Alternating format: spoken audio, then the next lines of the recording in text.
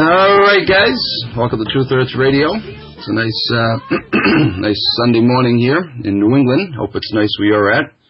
It's a little bit cloudy, but it's supposed to be clearing up again today and getting a little warm. Kind of somewhat of an Indian summer. Anyway, interesting topic this morning. I don't have any guests planned for today. I did have Kevin Trudeau on last week. That went quite well. I must say I was very impressed with everything he was saying. I couldn't believe it. This guy is right on board. I mean, he knows the whole... We talked about everything except 9/11 being an inside job, but I mean, the guy knows about world government. He knows that the pharmaceutical fascists have staged this whole H1N1 fraud just to make money, as well as to dumb us down, as well as to advance their population control agenda by sterilizing people, amongst other things. I mean, he named all of these things. I couldn't believe it. He was just going on and on and on, just blowing my mind. The guy is, he's on target. He knows what he's talking about. I was very impressed. I'll have to have him on again sometime. Nudge him on 9/11 and see if he is on board with that. But, it wouldn't surprise me if he is. I wouldn't be surprised the way he was talking last week. It was incredible. Anyway, the first half of the show last week, I talked about, the bloodlines of the American elite.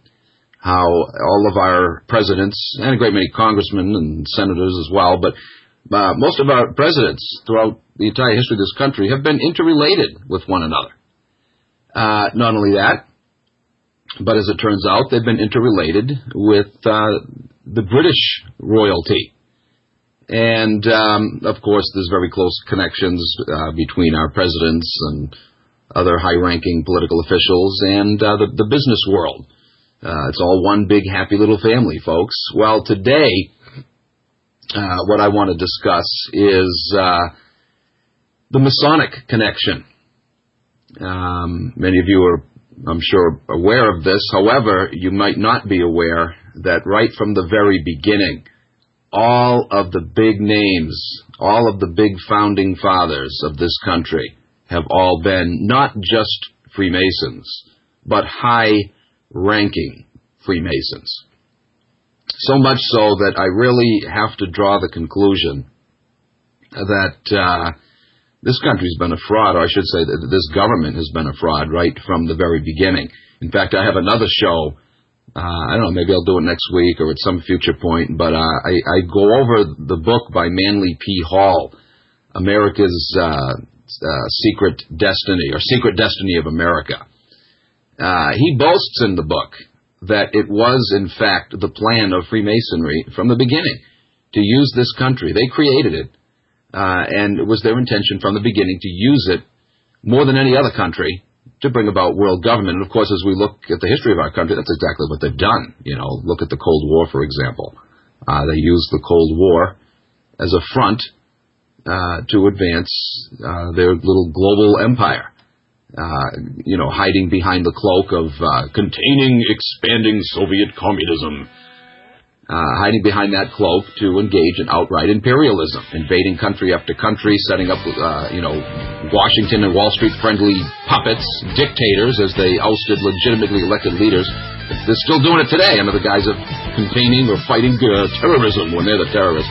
All right, folks, short break. Stick with us. We'll be right back. This is an interesting topic. You don't want to miss it. All right, folks. Welcome back to Truth Hertz Radio. It's your host, Charles Giuliani. Some Led Zeppelin coming at you there. I was just going to advertise, make reference to my books, but I guess I don't have to. They just ran my ad. Not the best ad. I was having a hard time getting that commercial to work out. I'm going to do a better one and submit it later at some future point, but that'll do for now. It's funny. I do... 2, sometimes 3 hours straight of radio. I think my record was 4 hours one time. No, actually, I was on as a guest one time. The guy had the whole day. I did 8 hours straight of radio. But anyway, I have no problem going on doing live radio for hours on end, but I could not squeeze 1 minute of commercial out without screwing up. Don't ask me why. It's some psychological glitch going on there. That was like the 50th take on that thing. I kept messing up constantly. It's so bizarre. When you do live radio, you can mess up. It doesn't matter. You can correct yourself and move on, But when you do a commercial, it has to be perfect. You want it to be perfect. And just the pressure of that, having to get the thing to come out perfect, I kept messing it up. It's crazy. Anyway, so I don't have to mention the book thing, although I do want to mention this. If you go to Amazon.com and type in my name and you see some books you're interested in, but money is an obstacle, don't ever hesitate to email me at truthhertzradio@AOL.com and spell Hertz like megahertz, Hertz. Again, that's truthhertzradio@AOL.com. Let me know what titles you're interested in, and I'll be happy to send them to you for free as attachment files. I'm not in this to make money. That's always nice. Can always use more money, but, if money is an obstacle for you and you still would like to read some of my books, but, you can't because money's a problem, well, don't worry. I'll send them to you, for free.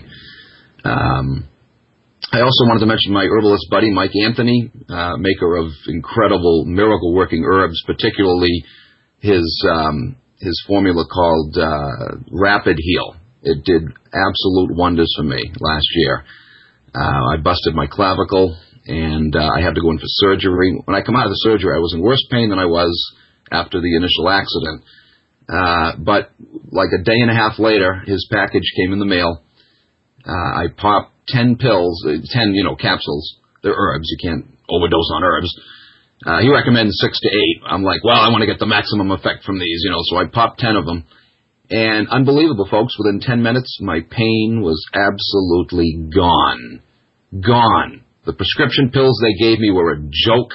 They not only didn't get rid of the pain, they made me feel drunk as a skunk, and they constipated me. Not to get gross, but that's what that stuff does. I was miserable.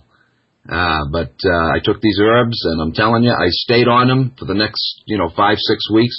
By the end of 2 or 3 weeks, my doctor told me, he says, you're essentially healed already. I don't understand it, he says. I've never seen anything. He couldn't believe. As soon as I told him I was on herbs, though, taking herbs, he didn't want to hear it. He turned around and changed the subject. But essentially, I was healed within like 2 to 3 weeks. But I stayed on them for 6 because I wanted to make sure I was completely healed up. And that whole time, I never had any pain, folks, except if I would bump it or something, sure. But other than that, no pain. The pain was gone.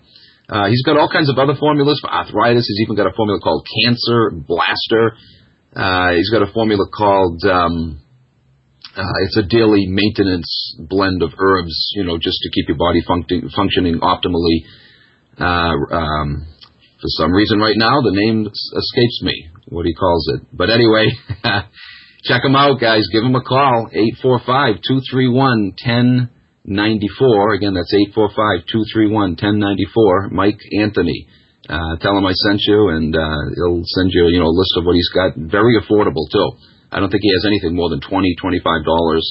The bottles of herbs come in lots of 100 in a bottle. You're not going to beat it. You're not going to find anything that cheap and that effective. It's bugging me. I can't remember the name of that daily formula now. I take it all the time. But anyway, System Toner, that's what it is, System Toner. I highly recommend that as well. I take that every day, and, you feel just very energetic. I work out a lot. I go for bike rides, hikes, you name it. And I never get tired, never get fatigued. This stuff really works, folks. Check them out. All right, anyway, with no further ado, let me get into this topic for today because it's pretty lengthy. I don't imagine I'm going to get through the whole thing in this one show. I almost never get through any of my outlines in the course of one show because there's so much material to cover. So let me mention from the outset, if you want the transcripts for the show, just email me, again, truthhertzradio@AOL.com, spell Hertz, Hertz. Tell me you want the Founding Fathers show, and I'll know what you mean. I'll send the transcripts to you. There's, I don't know, I think this is about 14 pages or something. It's just a list of, in fact, this goes up right to modern times. I go through all of our presidents, pointing out which ones have been Freemasons. I've thrown in a few other individuals in here, like vice presidents, chief justices of the Supreme Court, secretaries of state, on and on, but focusing mostly on presidents right from the very beginning. That they've all, or almost all, been not just any old average Mason. No, they have been high-ranking Freemasons. It's going to make your hair stand on end, folks. Freemasonry boasts, particularly through Manly P. Hall, one of the most renowned Freemasons, 33rd degree Masons of the 20th century. He died in 1990. And again, he boasts in his book, The Secret Destiny of America, that it was the intention of Freemasonry and other secret societies, of course, the Illuminati, to use the United States government to, they created it for that purpose. Not just to use it for that purpose. They created it for the purpose of advancing world government. Again, I have another whole show on that where I go through his book and talk about some very interesting points that he brings out, boastfully so. He talks about the back of the dollar bill. This is admitted. I mean, it's not like Masons deny this. They admit, yeah, of course that's a Masonic symbol on the back, the Great Seal, particularly the pyramid with the all-seeing eye, and that the Latin words there, annuit coeptis novus oro seclorum, do in fact mean, he gives approval for their endeavor of the New World Order. It can also be translated announcing the birth of the New World Order, or the New Order of the Ages. But there it is. They're telling you what the goal is.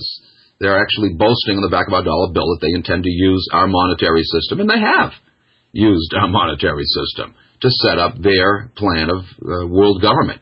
The fraudulent tax system, the fraudulent Federal Reserve banking system, all of this was created by them, of them and for them. Apparently that's the people they meant, of, by, and for the people, the people in Freemasonry, the people on Wall Street, same thing.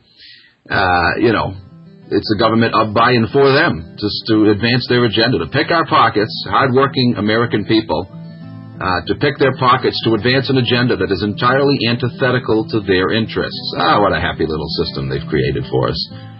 Anyway, guys, I hear some lead-in music coming for another break. Stick with us. We'll be right back. All right, guys.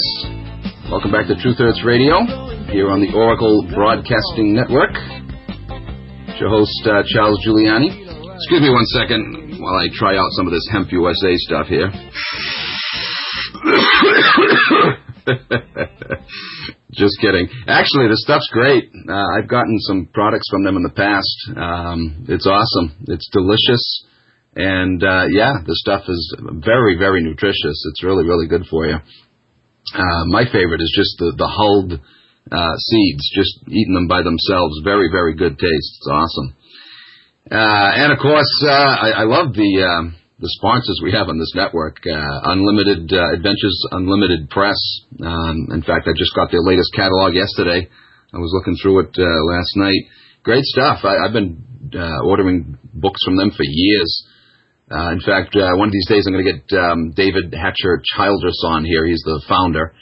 He's written many, many books, fascinating books on all kinds of subjects, mostly, alternative heretic archaeology. Just a great guy, really nice guy, well-informed. You'll find some very interesting books in there. He's got books about 9/11 being an inside job and, the New World Order, the Illuminati, Freemasonry, what we're talking about today. You name it. I mean, it's in there. Alternative health and medicine and stuff that, Oracle Broadcasting deals with all the time. Very, very good stuff. I've also interviewed his sidekick there. What's his name? Farrell, Joseph Farrell. Author of of a bunch of interesting books too, himself. He's a great guy. His specialty, or one of his specialties, is weather modification. I interviewed him once on that, actually a couple times on that subject. Very well informed, so I'll get him on sometime. That's another one of my subjects I like to talk about, folks. If you're not aware of that, you need to get aware.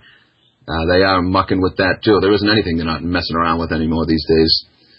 Weather modification technology. Yes, it is real, and yes, they are using it on a daily basis. Anyway, getting into this subject here.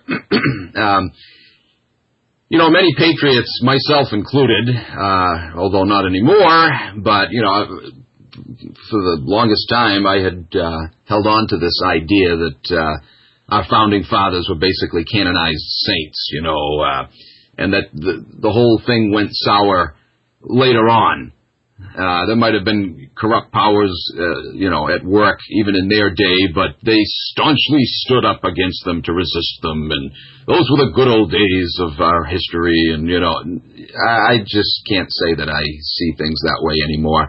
I think the whole thing was a fraud right from the word go, folks. And even when you had people like, Washington and Jefferson, yes, unfortunately Jefferson too, I'll be talking about him shortly. When you realize some of the things that they were involved in, some of the groups they belonged to, the high-level positions that they held in those groups, it's time to let go of these cherished beliefs, these sacred pillars that we have held on to. I don't think any of them were sincere anymore. I really don't. You look at Andrew Jackson and the stance that he took against central banking, or at least the attempts at central banking, the second bank of the United States in his day. Now I have to bring that all into question and wonder what was really going on. Was it all a stage show from the beginning? I honestly have to say at this point, I think that's all it ever was. Just designed to fool the public and to lull you into a false sense of security that, yes, we have leaders that are out there that are fighting for us. And, no, it was all a facade. And here's why. Let's start with Paul Revere. Good old Paul Revere, that grand bastion of American freedom and justice, fought for America, went on that famous ride, the Brits are coming, and what was really behind it? It's obvious, folks, when you realize that he was a grand master of Freemasonry. In fact, he was master of the Grand Lodge of Massachusetts from 1795 to 1797. Of course, he was a high-ranking Mason prior to that time as well, but he had achieved that highest level in 1795. Can you honestly say the man was sincere? Was he for real? Was he what he professed to be? How could he have been when he was beloved by this monstrously evil, downright satanic secret society that had this goal in mind from the beginning, certainly from the beginning of this country's founding, to use it to create world government? What were they doing? What was their real intent? Was it to set up a country that stood for freedom and justice in the American way? Or was their intention simply to advance this dark, hidden agenda of their secret society? I have to answer that in the affirmative. That is what it was all about. John Hancock. Oh, certainly not him, no.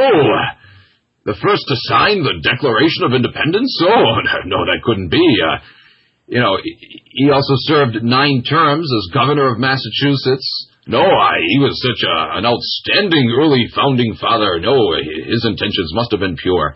He was a high-ranking Mason.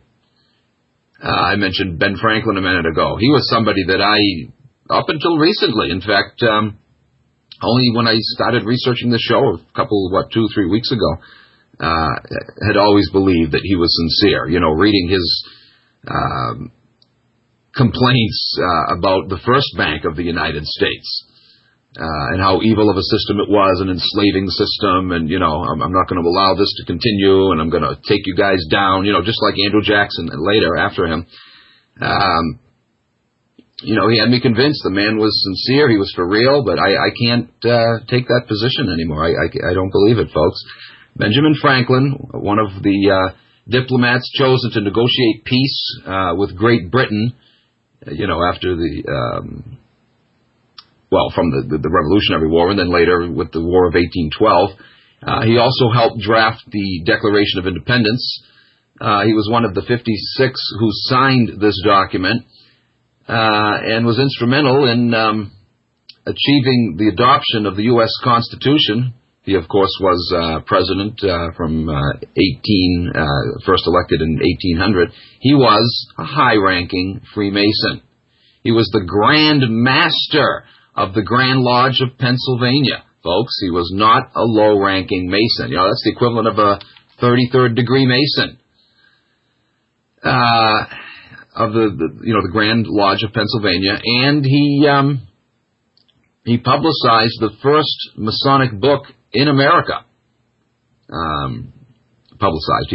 had published the first pro-Masonic book in this country. He was also a member of Sir Francis Dashwood's Hellfire Club, along with the Collins family, who were absolute avid, renowned Satanists. Benjamin Franklin, of course, was also a member. This group, the Hellfire Club, it's confirmed, folks, they were Satanists. They were actually involved in human sacrifices. That's right, human sacrifices.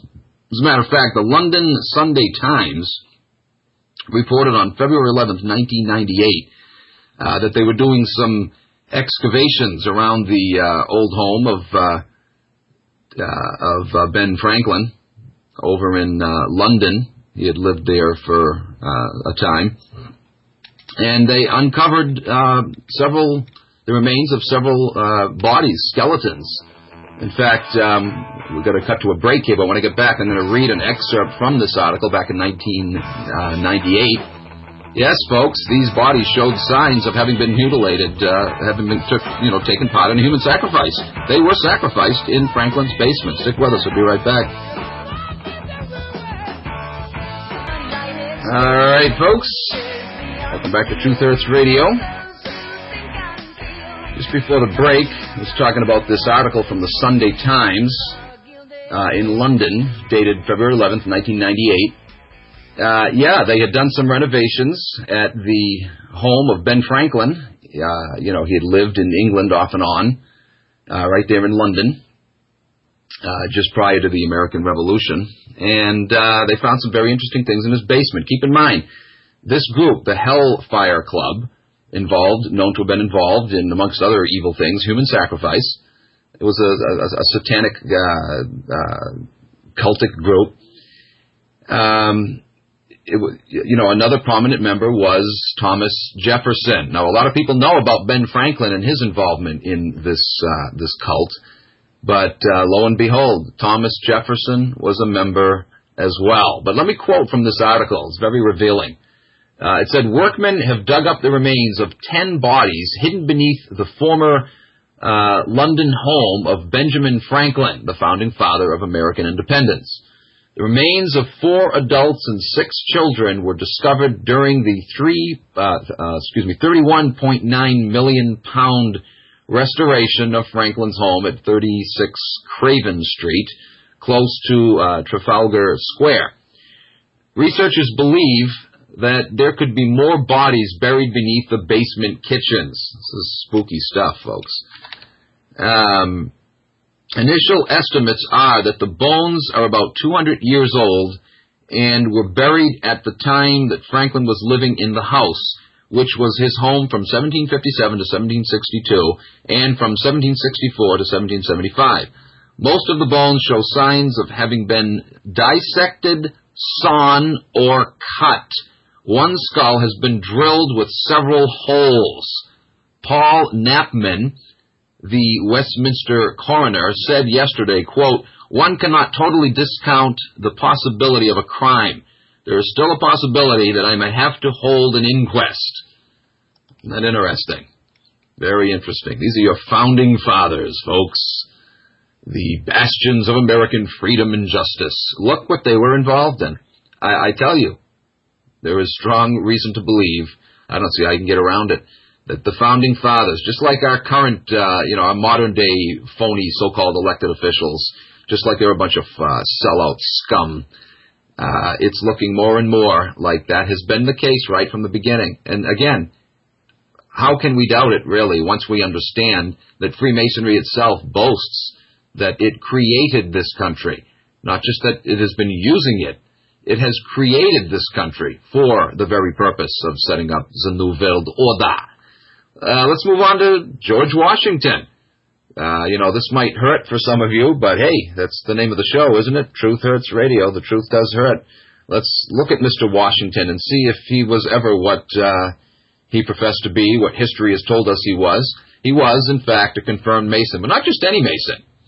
He was initiated on November 4th, 1752, in the Fredericksburg Lodge, number 4, Fredericksburg, Virginia, of course. He became Worshipful Master. Don't you love that title? Worshipful master, all pay heed, all bow before the Grand Poobah.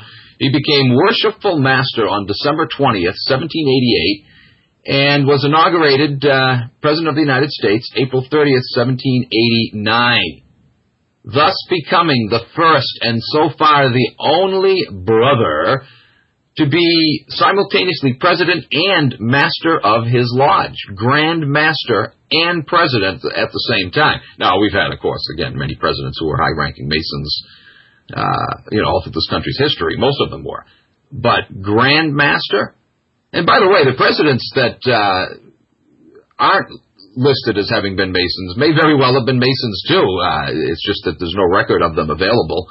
Either because the records are lost or, more than likely, they just don't want you to know that they were Masons. But even in the height of the anti-Masonry party, back in the early to mid-19th century, there was a party organized called the Anti-Mason Party because Masonry was well known back then to have been an evil force in society, and they didn't want Masons in office. But even in the heat of that period, we had many Masonic presidents. They just, hid their identity at the time. It emerged later that, sure enough, they were Masons. Anyway, Washington took his oath of office as president on April 30th, 1789, on the Bible belonging to St. John's Lodge No. 1 of New York City, a Masonic Bible. Isn't that an interesting little twist?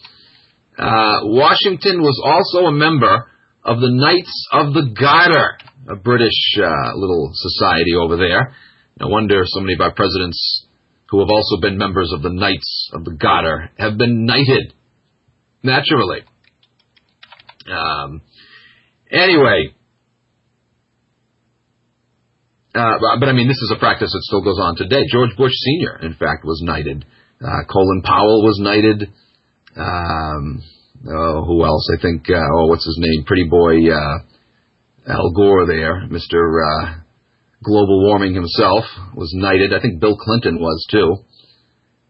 Anyway, in addition, he was a member of the Scottish Rite, folks, and performed the Rite of the Mystic Tie in the cave complex near Winchester, Virginia, during the French and Indian War. George Washington. Look at the involvement he had here. This was not some low-ranking Freemason that was ignorant of the true goal of Freemasonry. Had no idea what it was really all about. He was just caught up in the whole thing, ignorantly. No. This man received every honor that Freemasonry could bestow, climbed to the top rung of every Masonic ladder that existed in his day. Washington was nominated, or I should say he nominated 11 Supreme Court justices, 6 of which were confirmed Masons. Interestingly, in the Treaty of Tripoli, Washington made this statement: the United States is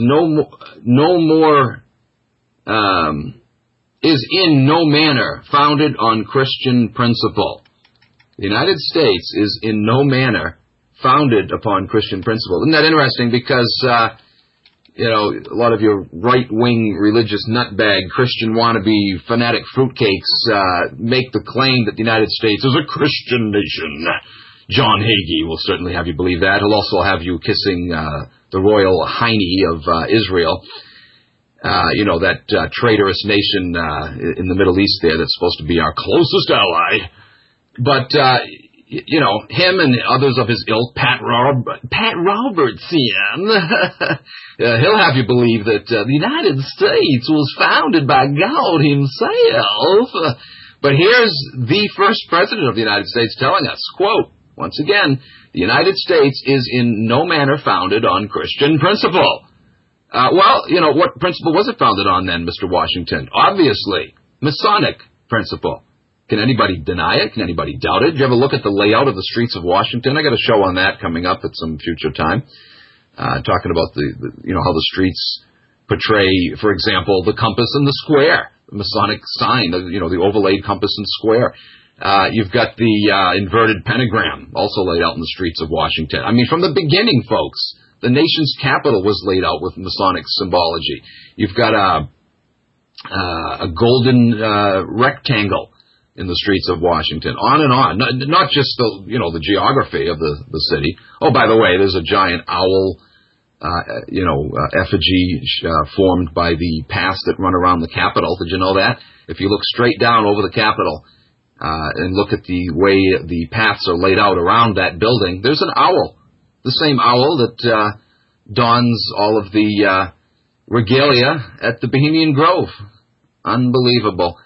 So just look at the architecture, look at the artwork all over Washington. It's all Mason. It's all Freemasonry, all of it. Every last bit of it.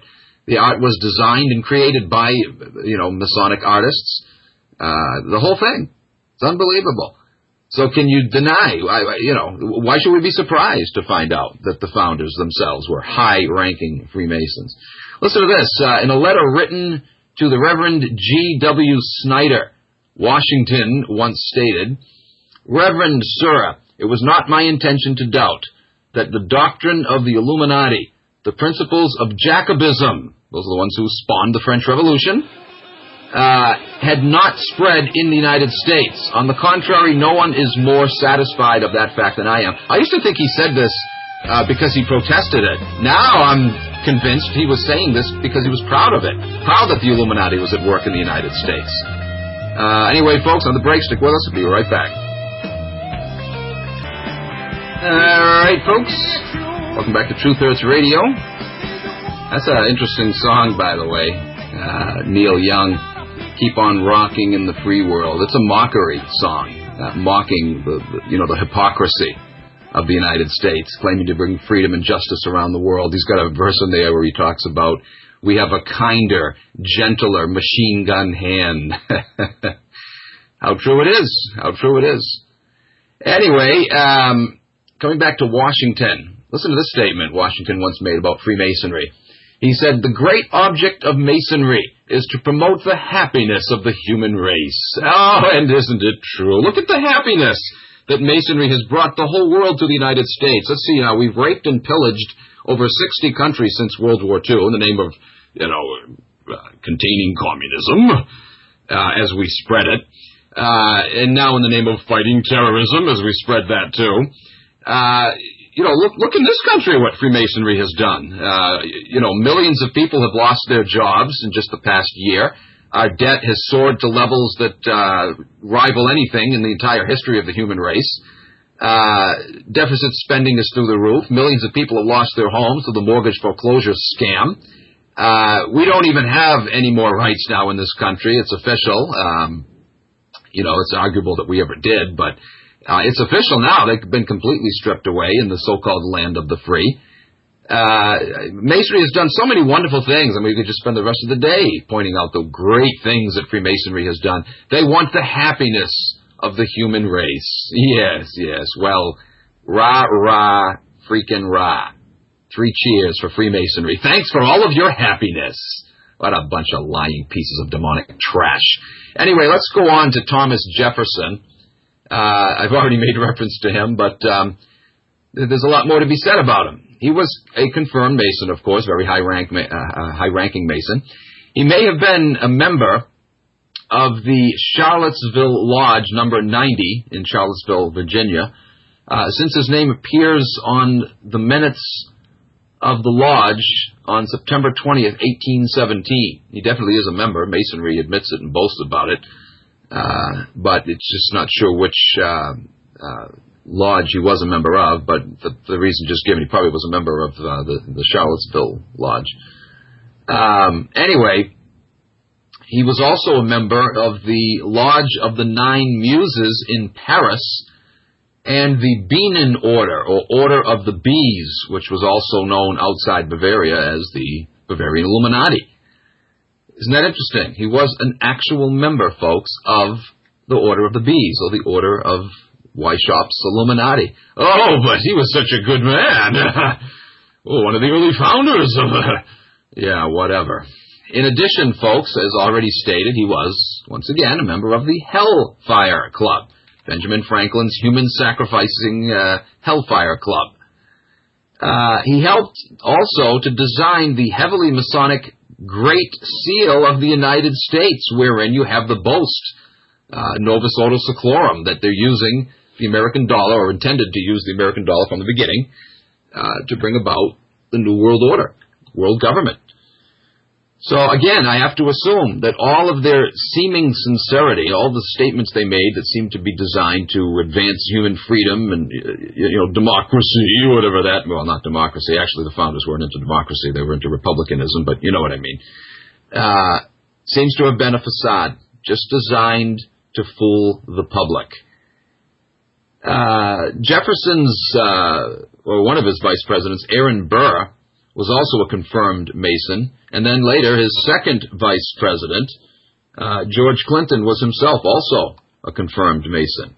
So, how much could Jefferson really have stood for the things that he claimed to stand for, speaking out against centralized banking, when he had these dark, foreboding involvements here with these secret societies?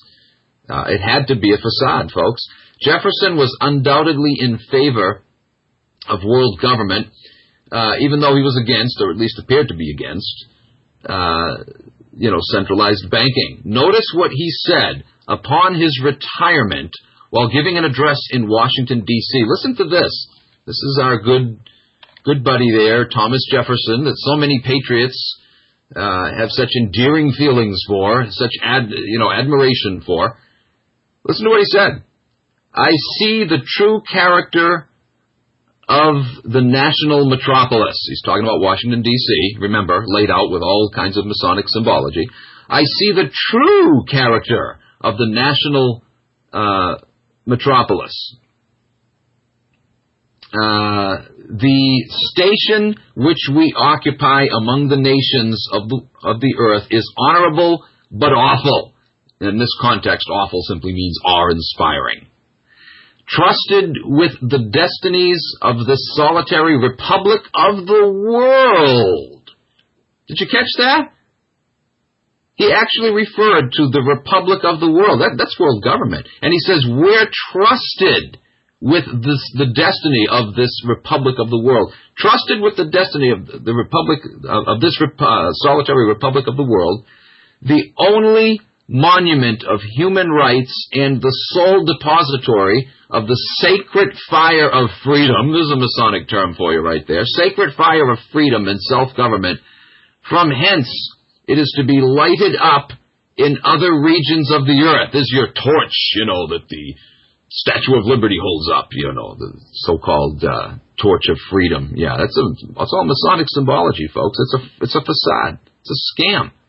From hence, it is to be lighted up in other regions of the earth. Yeah, light it up, all right. We've done a lot of lighting up in other regions of the earth, dropping bombs on every country we stick our nose in. If other regions of the earth shall ever become susceptible of its general influence, all mankind ought then, with us, rejoice in its prosperous and sympathize in its adverse fortunes, as involving everything dear to man. What man is he referring to? Everything dear to man. Yeah, the goal for global domination, of course. Did you catch that? If you want this quote, folks, again, just email me, truthhertzradio@AOL.com, spell Hertz, Hertz. You'll get this and all these other interesting quotes I'm reading from. That was Thomas Jefferson for you, talking about how we are, from the beginning, how we were trusted with the destinies of the solitary republic of the world. He was telling us right there, way back when, that the goal was to use, just like Manly P. Hall said, the goal was to use the United States to set up world government, and he was all for it. You still think this man is, the patron saint of American freedom and democracy, or republicanism?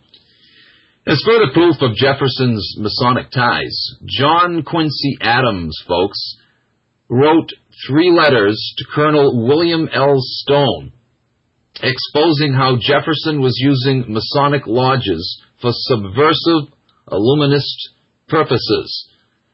The information contained in those letters is credited with winning Adams the 1824 presidential election. Excuse me. The letters were held in the Rittenberg Square Library in Philadelphia. These are all over the internet. You can look these up. John Quincy Adams was exposing subversive activities being conducted by Thomas Jefferson through Masonic lodges. Do you have any doubts now? I don't see how you can. If you do, though, call in. I'd like to hear from you. If anybody has any comments or questions or whatever, you can just dial in here live at here on the show. I'm trying to look for the numbers. I had them. Where'd they go? Oh, wow. Sorry, folks. And they're usually right on the web page. Where did they go? Did somebody take the numbers off? Or am I just not seeing them? Isn't this awful? I don't have the... oh, well. Actually, I do have them. Wait a second. Sorry about this, folks. Okay, the call-in number is 512-904-8014, 8014. Or the toll-free number, try to use that one sparingly, but it's 866-841-1065. So, yeah, give a call, folks. You have any objections to what I'm saying about the sacred founders and how this was designed to be a Christian nation? John Hagee, if you're calling in, I'd love to hear from you. I'd like to tear you wide open, you phony little fraud artist. Oh, and I love to. Maybe I'll see if I can get him on as a guest. I'll act like I'm a John Hagean Christian. I love Israel. Just to fool him, sucker him to get him on, and then rip him open. That would be entertaining, wouldn't it? All right, guys, short break. Stick with us. We'll be right back. All right, guys. Welcome back to Truth Hurts Radio. We have a caller that just called in. In fact, I'm still not quite used to this system. It's a great system, but I'm not sure if that came over the airwaves when I was answering the call. So sorry about that. But we have Ed in Louisiana calling in. A fellow brother 33rd degree Mason. Ooba-haba, ooba-haba. Welcome, Brother Mason. What good word do you have for us today? Are you there, Ed? Okay. Yeah, I'm here. First of all, I'm not a Freemason at all. No, I know. I'm joking. But this I would like to say is a couple of things I'd like to talk about. First of all, United States of America is incorporated. It used to be called United States of America Incorporated, and that means it's a corporation. Right. And our president is president and CEO of a corporation. That means every one of us are owned by the corporation, okay? When we are born and we get a birth certificate, we're essentially owned by our country. That's why they write our names on all legal documents, all in caps. That's right, right. Well, actually, all in caps means capitis diminutio maximus, which means if it's all in capital letters... Property of the... Okay. Now, what that means, if you'll look into the free man own the land movement, that'll tell you that if we don't acquiesce our government to be sovereign from our government, then we are essentially owned, and we're wards of the state, okay? So we are owned. We're actually slaves of our own government.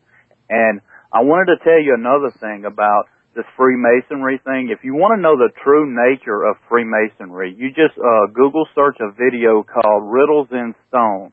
And that explains it's good stuff. all the... It's based on Baal worship, which is the ancient Canaanite Semitic Baal worship. And El was his father. Baal was the son of God, and El is his father. And if you look up the word Israel, it's an amalgamation of the word Isis, Ra, El.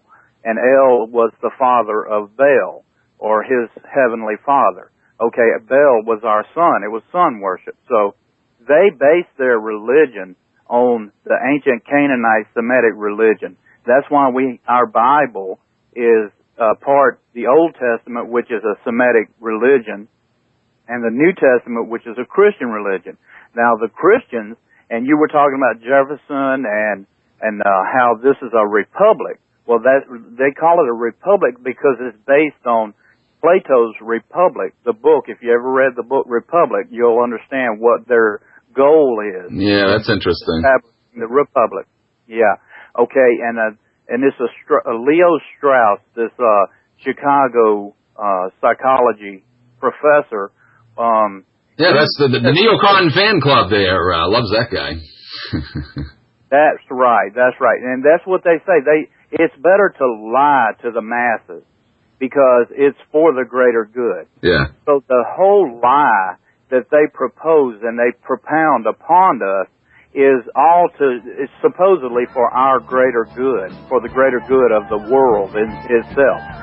So sure. 9/11, and another thing I wanted to say about this 9/11. I tell you what, we got to cut to a break. You want to stay till after the break? You can finish up? Yeah, sure. Okay, sure. Stick with us. Be right back, folks. All right, folks. Welcome back to Truth Hurts Radio. Speaking of 9/11, this is a good song. Smoke on the Water. Yeah. More like pyroclastic flow clouds. Anyway, Ed, you were going to talk about 9/11 before the break? Yeah, I just wanted to talk about these guys that they're going to bring to New York to put them on trial, that Eric Holder announced Friday they're going to bring these mastermind and his cohorts up to New York to put them on trial. Well, I was watching C-SPAN, and a man from Pennsylvania called in and said, hey, I know who those guys are. Those guys was running a 7-Eleven. 3 of the guys that they call it a mastermind were running a 7-Eleven in Pennsylvania, like right before 9/11, and they just snatched them up, and they're going to make them the scapegoat. And the whole truth is that they don't want to put it at The Hague. They don't want to have the trial at The Hague in Europe, because that's going to put it on the world stage. And then once they put it on the world stage, the world is going to be revealed.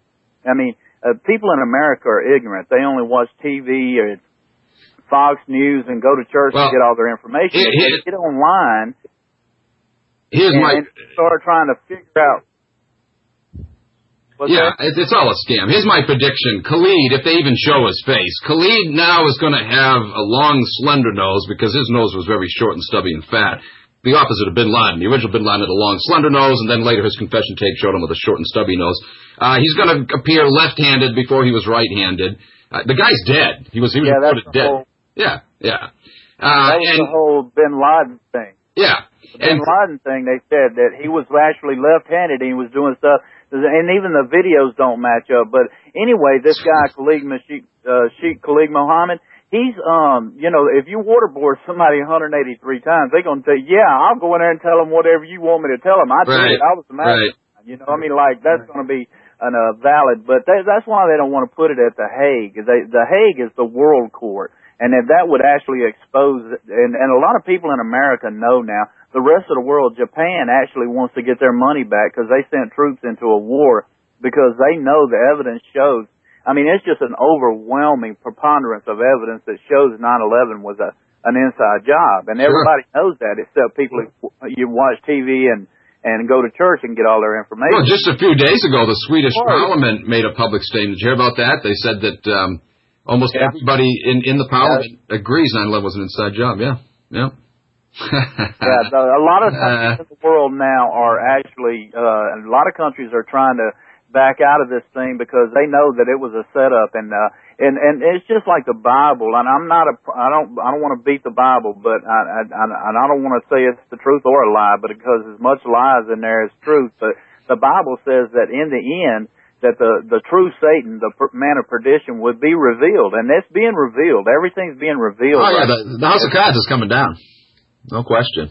It's all coming to a close. But listen, that layout in Washington D.C. If you'll look, there's a secret cross. It's called the Rosy Cross. It's the symbol of the Rosicrucians. Rosicrucians, yeah. And sure.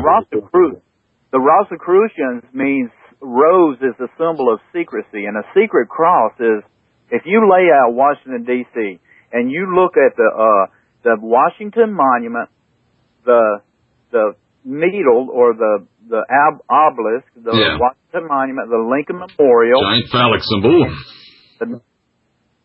Right, that's the shaft of Baal. Yeah. And if you look at the right hand of it, if you lay a man down on that set, the nation's capital, the Washington Monument, and the head is Lincoln Memorial. In the right hand is, if you lay a man down, if the right hand is the Jefferson Monument. Now Jefferson, he was the architect of the streets. Him and L'Enfant was the architect of the streets of Washington. And that's why he's the right hand, because the left brain is the mechanical and technological side of the body. Okay, the left hand is the White House, and that's the left path is the path of emotions. All of your spiritual aspect is your left hand, and outside the streets of the White House on the north side is where that star, the inverted star, is. Okay, that's why it's laid out like that. But if you'll notice, the Washington Monument is just a little bit toward the Capitol, which means it would land directly on the heart of a man. And that's the Isn't it true that when Bush was in office, they relocated the White House to where the butt would be? No, go ahead. I'm sorry. That's.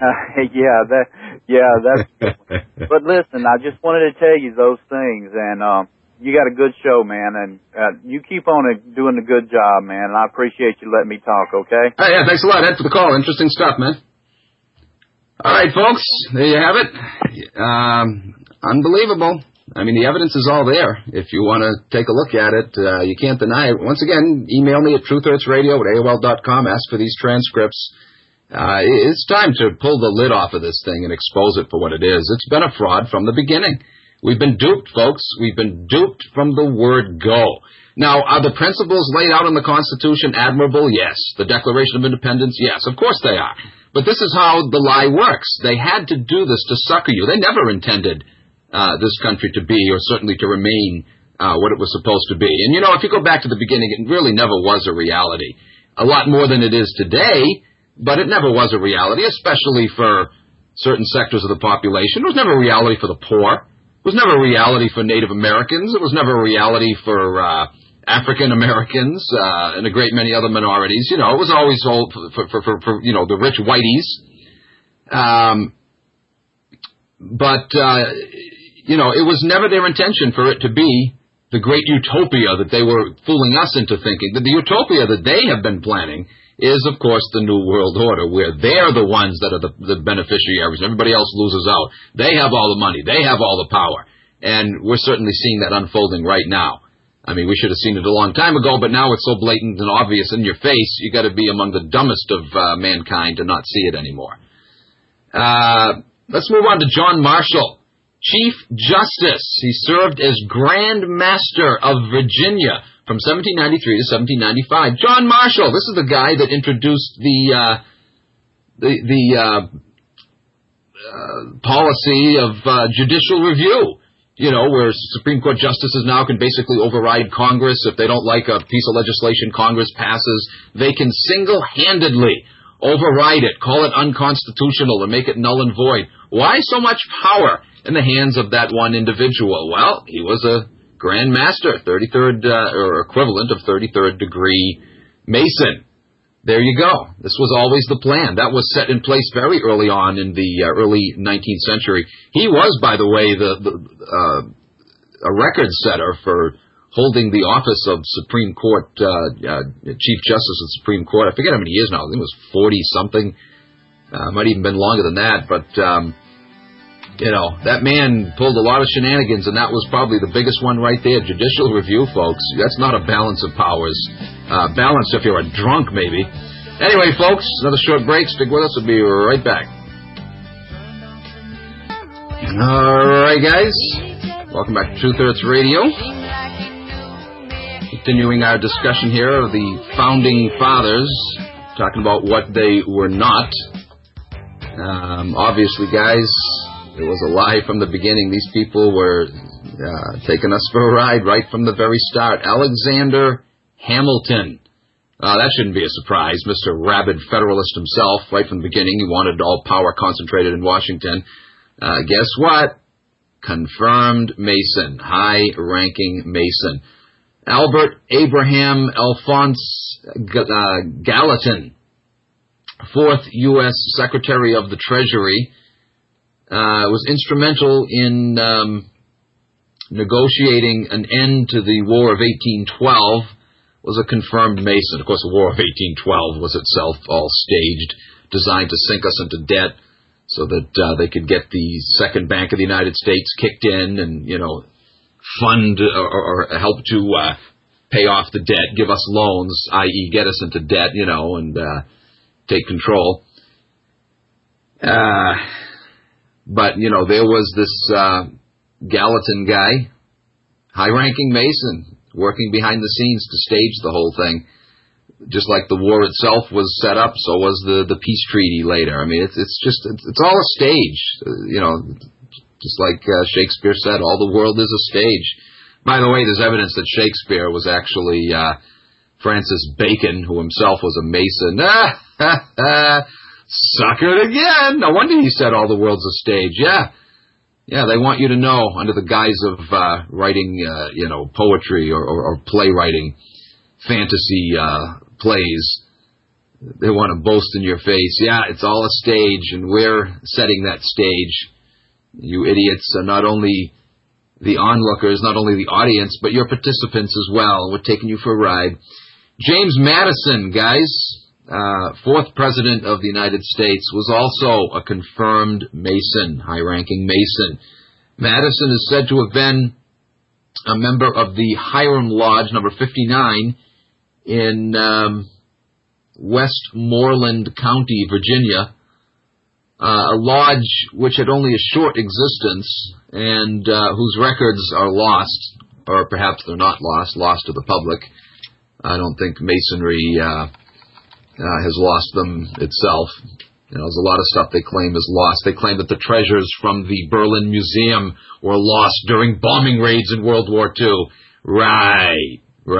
If you believe that one, please forward the check to me immediately, and as soon as I get it, I'll mail you out that bridge, okay? Come on, folks. Give me a break. The 2003, Gulf War II in Iraq, they looted the Baghdad Museum. A whole brigade of military transport trucks pull up in front of the museum, right in the middle of shock and awe. Bombs are dropping all over the place. Nobody dared show their face on the streets of Baghdad, and yet you had this whole caravan of transport vehicles pulling up in front of the museum and looting it, and nobody bothers them? Ha! Yeah, that's not an inside job. You gotta be kidding. You know where most of that treasure is? It's at Yale University in the basement of the crypt, along with Geronimo's skull and God knows what the heck else they've stolen over the decades. Unbelievable. And I'm sure a few of those pieces wound up in Rockefeller's personal private collection there on Fifth Avenue, in his little high-rise apartment. This is all they do, folks. They rape, pillage, and steal everywhere they go. Amongst other things, war is a great cover for their little theft enterprises. So they looted the Berlin Museum, all the Schliemann discovered treasures of Troy, and stuff that was looted out of St. Petersburg there during the Russian Revolution, another one of their little scams they pulled off. I got an interesting show coming up on that, showing the Zionist hand and all of that. Absolutely. That was a Zionist maneuver right there for you. And, of course, then you'll say, well, wait a minute, I thought Freemasonry was in control. What do you think Freemasonry is? Come on, folks. Did you know that Albert Pike boasted that the philosophy of Freemasonry is embodied in the pages of the Kabbalah? Did you know that? And that the Encyclopedia Zionica, some call it Judaica, but it's Encyclopedia Zionica, as I like to call it, they boast there that Freemasonry is a brother fraternity, and that we should embrace Freemasonry. They're in harmony with our ideology, the ideology of Talmudic and the Kabbalistic Judaism. They orchestrated the Russian Revolution, as well as the French Revolution, and on it goes. It's so disgusting. Once you peel away the veil, look behind the curtain and see what's going on. It's the same names keep popping up, the same little secret societies. They're all interconnected, folks. They're all interconnected. All you got to do is just spend a little time digging into this, find out the ugly truth of what's going on. The truth like what you see on Fox News and CNN and ABC and CBS, all those guys. By the way, is that interesting? In the past few days now, we've got Lou Dobbs announcing his retirement. Yeah, right. Well, retiring from CNN anyway. He got smoked out, folks. That's all there is to it. The man does have somewhat of a conscience, obviously. I mean, he's the only one that's been speaking out about the NAU, the emerging North American Union, and quite loudly so. And a whole lot of other things, too, that he hasn't liked, that he's been seeing going on. you got to admire the guy. I mean, he never liked Bush, and yet he's a Republican conservative. He's not a butt kisser.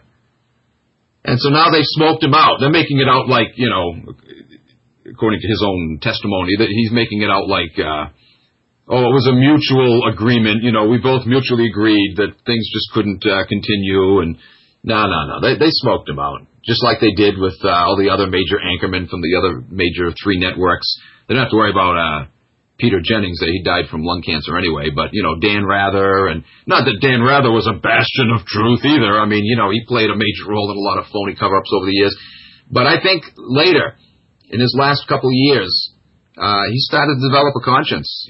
Some people, as you get older, you start looking back at your life and you have regrets. You wish you did certain things differently. You realize you're getting up in years and, you're going to get ready to meet your maker, as they say, so to speak. And I think he wanted to make amends. I think he still does. He's come out with many interesting statements over the years. I'll never forget an interview that the BBC did with him. I think it was May 16th of 2002. And he was talking about the Afghan war and, how he can understand the Pentagon wanting secrecy in time of war to protect national interests and the lives of our soldiers and on and on and on. But as he said himself, he said, that's not what's going on here. No information is coming out at all. It's total closed-door policy.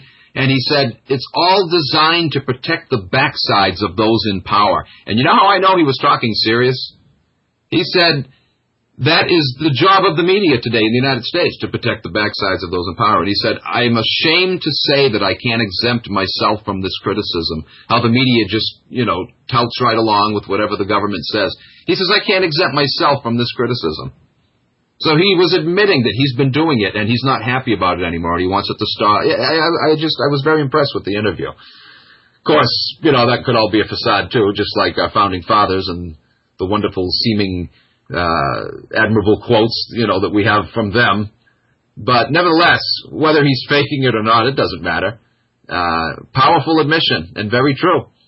Just like the founding father quotes. I'll still quote from Thomas Jefferson and the great statements he made against central banking, whether they were made, tongue-in-cheek or not, whether they were phony comments or not. It doesn't matter. They're still true, and they're still admirable for their content. But I honestly don't believe the man was sincere. I don't think any of them were, folks, based on what we're sharing here today. When we get back, we'll get into some more of that. Stick with us, folks. Short break.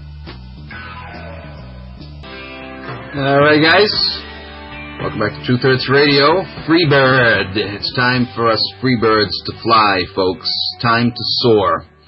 And while we're up there, it's time for us to empty the contents of our bowels on those that have been attempting to enslave us.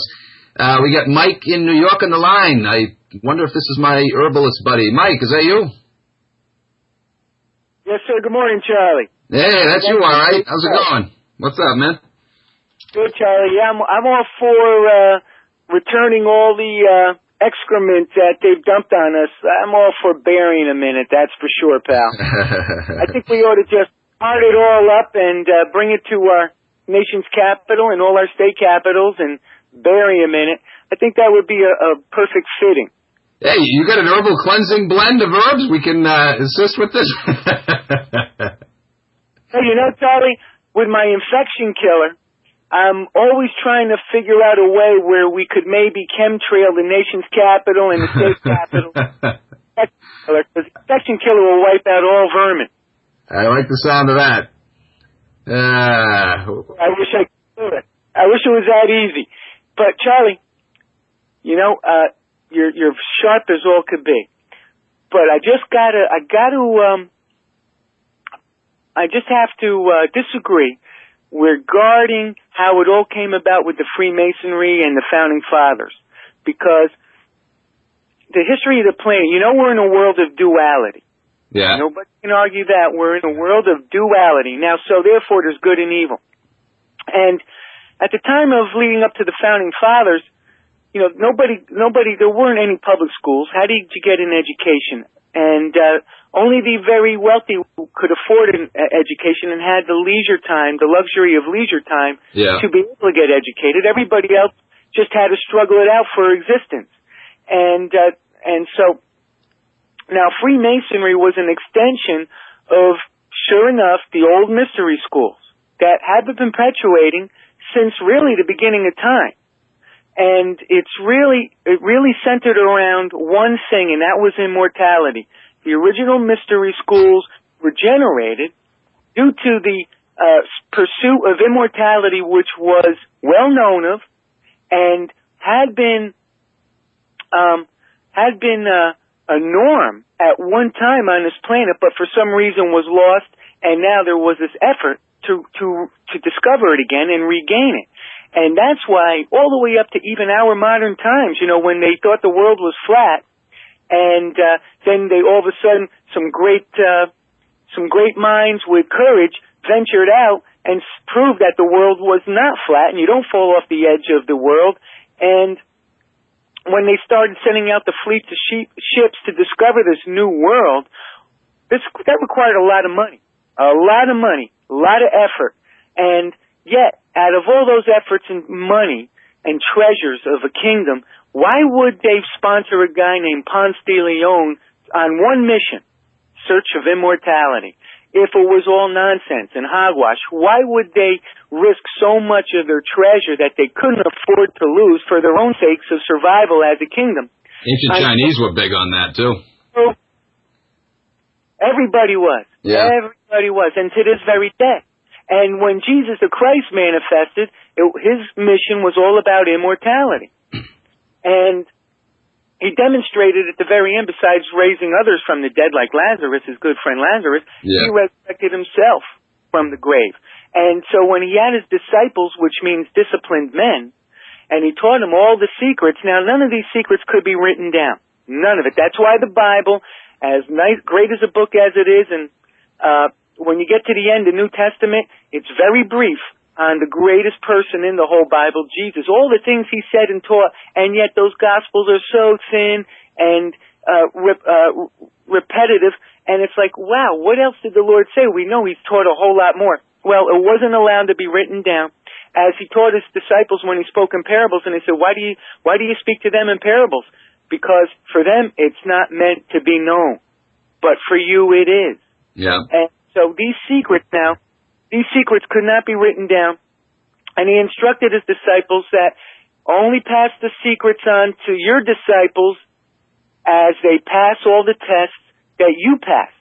Don't give them anything they're not worthy of, and that's because these are like gems and pearls of knowledge that, of course, knowledge is power, and these gems and pearls had to be very guarded, jealously guarded, so they don't get into the wrong hands, and that's why the Lord taught, why cast ye pearls unto swine, so that they may trample underfoot? So everything was about immortality. And so the Freemasonry, when civilizations migrated into Europe and became the van of great civilization, and as the sun was now rising in the west, where it all started in the east, now it migrated to the western hemisphere of the planet. And so as the western civilizations were becoming great in the sense of knowledge and power, physical power as well. And so Freemasonry was establishing itself there. And these mystery schools were now set up in Europe. And as with everything, you have good and bad. You have those that are pursuing the truth about life for good. Well, that's the case today. Most Freemasons are decent people. They have no idea what Freemasonry is about at the top. Yes, and Freemasonry today, Charlie, is dead. It's no longer used by God to as an extension for the secrets, to be for initiation onto the path of enlightenment, which could lead your soul back to immortality, back to godhood. And, again, Jesus did say about us, know ye not, ye are gods. And that's a teaching that you never hear the priests and the churches ever say, because that is so heavy, profound, and deep. It would generate so much discussion forever just about what did the Lord mean regarding us. And of course, it means we're angels. We're part of we're angels that had fell with the legend of the fall. We had fallen, and that's why we're no longer immortals. However, there's something about us that enables God to forgive us but he doesn't forgive the original fallen angels. He won't forgive them at all. So we're very special in God's eyes because he'll forgive us as long as we truly repent and really prove that we want to be good and serve him and his son. Where the fallen angels don't get any repentance at all, and that's why the fallen angels hate us so much and go out of their way to try to ruin us individually. If they can ruin our health and our body temples, which is the physical gift of God, so we can experience his creation and live a life, they'll ruin it any way they can, destroy our health. And then if they can snatch our souls, which is the grand prize, so that we can never get immortality, then they're even happier.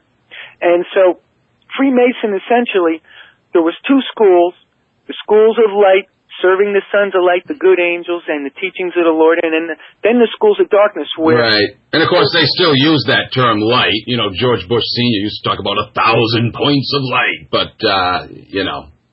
their batteries and their flashlight died out a long time ago. They don't know anything about light. They don't have any light existing within their beings at all, sir, and that's a fact. No. But the good angels are also known as... I'm sorry. I was just going to say, how can you possibly pawn off your endeavors as something good and beneficial when all you do is rape, pillage, and steal to get there? That's all I do. That's right. How can a good tree bear such a bitter, bad fruit? It's impossible. If the tree's good, the fruit has to be good. Right. And so that's right. And so with the Founding Fathers, these guys...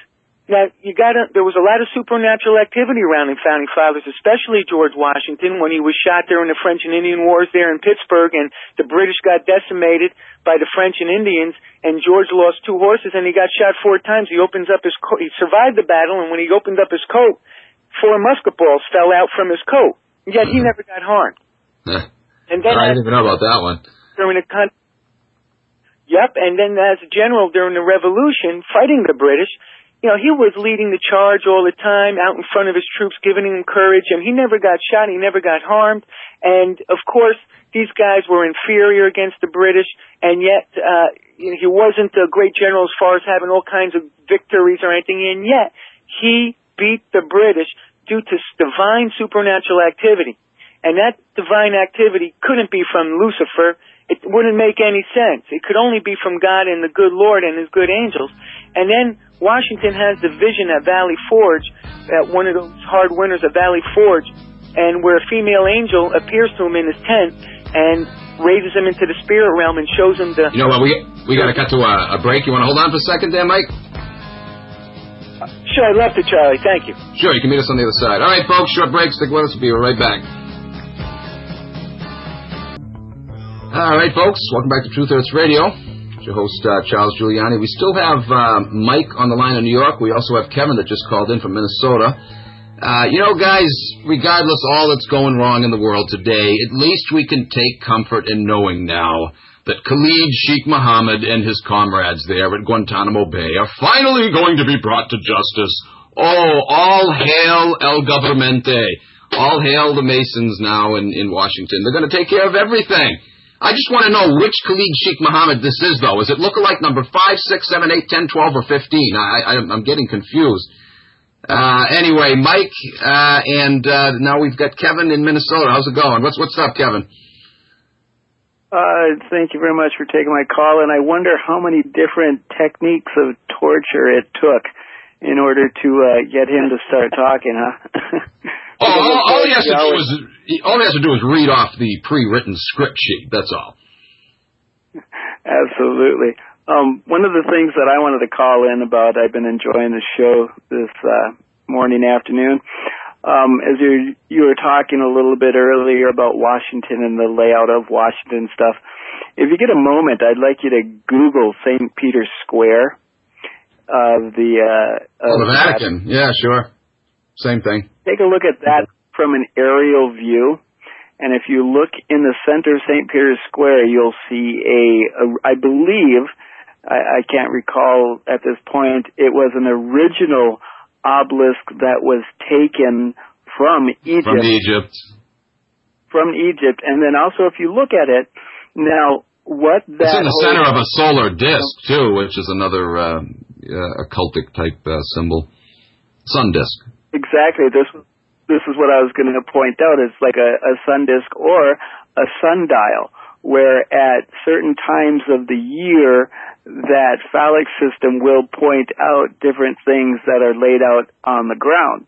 Now, if you take this into mind in the contents of the Washington Monument, now, isn't it quite ironic that at the beginning of the new year, or if you think of it of the four corners or the winter solstice, the darkest day in the cycle of the sun, that the Washington Monument, its shadow pierces the Oval Office, not the Oval, but the White House.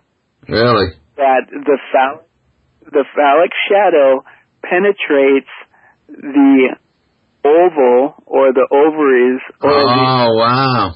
That's interesting. I didn't know that. Right, and then if you also watch... Oh, go ahead. I was just going to say, the more you dig, there's just always more to discover. There's so many hidden little references, in all of this stuff. You just keep digging. Yeah, I got to make note of that. I didn't even think of that. That's amazing. Well, it is amazing and it's unfortunate that I've lost my sight. I'm suffering with Gulf War illness. Well, I'm living with Gulf War illness.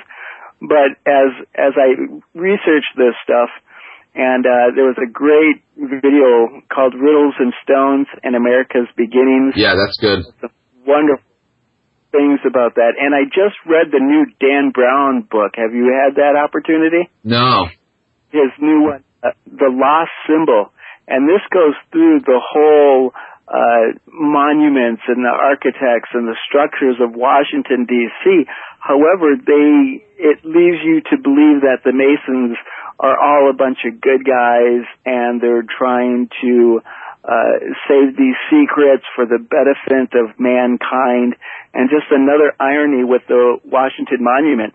Yeah. It is 555 feet in height above ground. Yeah. But below ground, the base structure to support that is 111 feet.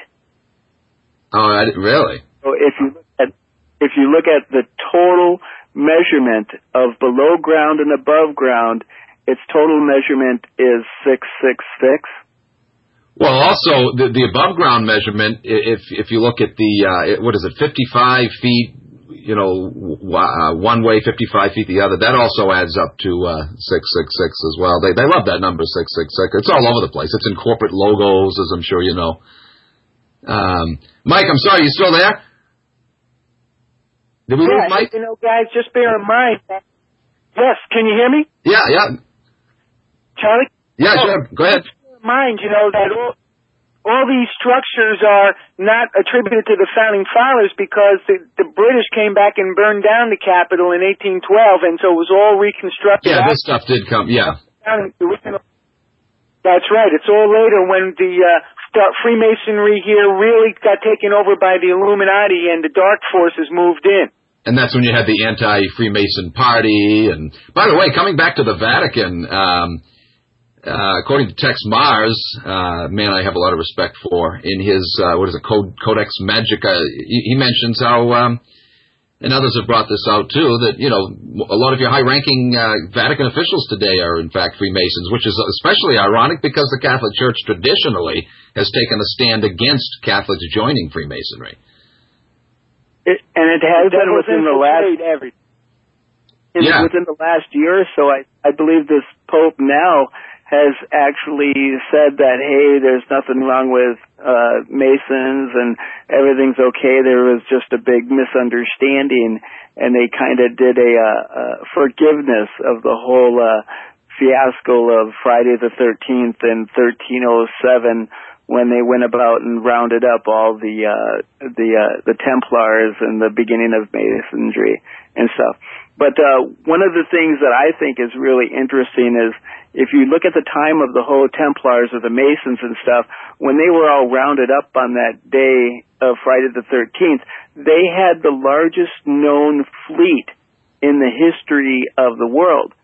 And they had some foreknowledge that this was going to happen, and this fleet more or less disappeared. And then all of a sudden we get in our face nowadays the Pirates of the Caribbean, and what was the pirate flag? What was the common pirate flag? Skull and Bones. The skull, yeah. Skull and Bones. Yeah. Which was the flag of the Masonry. Jolly Roger. So I wish I...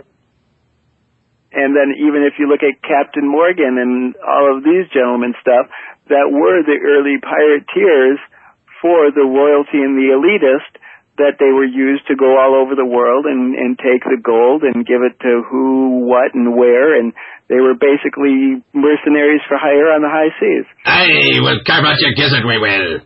We'll send you to Iraq and make you breathe depleted uranium. You know, they're still doing it, except today they hijack entire nations instead of hijacking ships.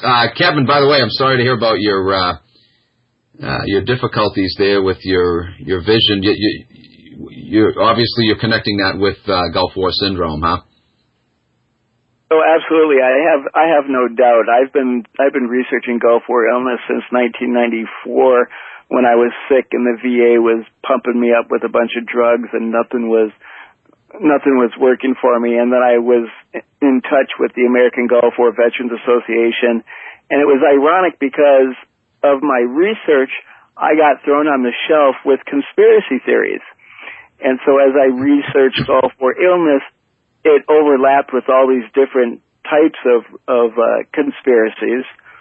And so I was able to dive into these others, especially the Masons and the government and the heinous things that they do it. But ironically enough, last November 12th of 2008, the Department of Defense finally said, hey, there is such a thing as Gulf War illness, which is absolutely ridiculous because September of 1993, Senator Donald Regal was having a subcommittee before the Senate and discussing Gulf War illness and the ailments that the troops were occurring and having. And so it's just this whole bob and weave and duck and cover and revealing the veil. And I thank you for your attempts of trying to squeegee our third eye and getting some people to actually take a good focus on this stuff. Yeah, so Kevin, I'll let you guys spend. Okay, thanks for your call. Okay. Kevin, you ought to hook up with Mike here, our herbalist buddy. He's got all kinds of formulas for all kinds of stuff.